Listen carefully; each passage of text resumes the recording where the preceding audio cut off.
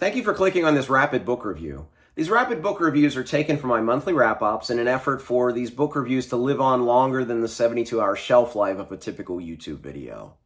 If you like this video, check out more of Red Fury books. Thanks for stopping by. The Frugal Wizard's Handbook for Surviving Medieval England by Sanderson. This is the second of his secret novels that were published last year, and I'm finally getting to these a year later. This is the one that was probably the most maligned, the one that had the lowest ratings. And I get it. Of everything I've read by Sanderson, I have a Sander shelf over here of everything that I've read. This is probably ranked the lowest, but I enjoyed this book.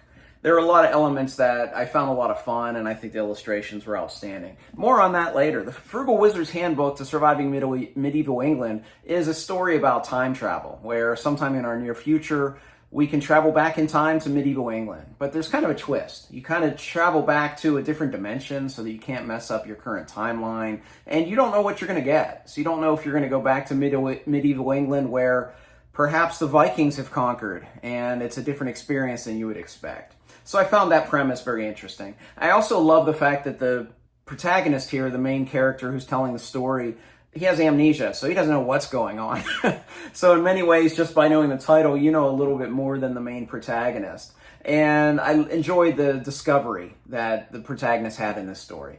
I think the issue is, as he starts to realize what's going on, he starts to remember his own past, it became a little less interesting. His own story, I think this is probably Sanderson's weakest characterization that he's done from what I've read, which is basically everything that Cosmere plus this.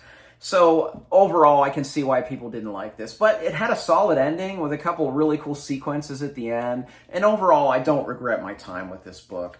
And I will say that this edition is absolutely beautiful, and Steve Argyle's illustrations really added to it.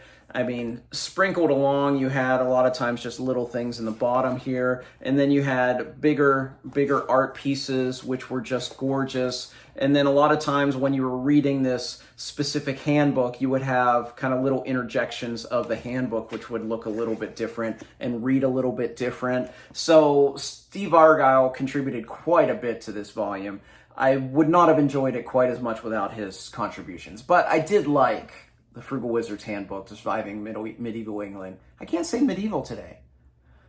Medieval England by Thank you for watching this rapid book review. As this is not the typical type of content that I normally produce, please check out one of these other videos that you see on the screen. Those are more indicative of the type of things that I put on my channel. And if you did like this video and you like future videos, I'd love for you to subscribe to the channel, or even just click the thumbs up icon below. It really does help.